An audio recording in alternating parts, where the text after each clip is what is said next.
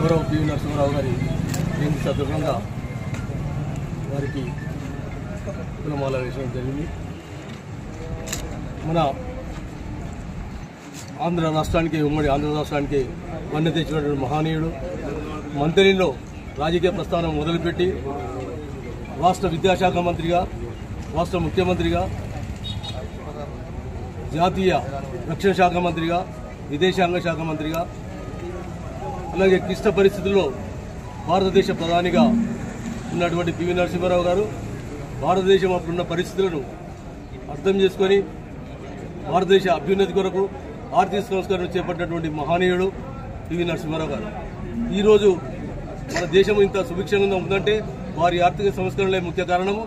వారు చేసినటువంటి సేవలు మన యొక్క తెలుగు జాతికే ఒక వన్నె తెచ్చినటువంటి మహనీయుడు.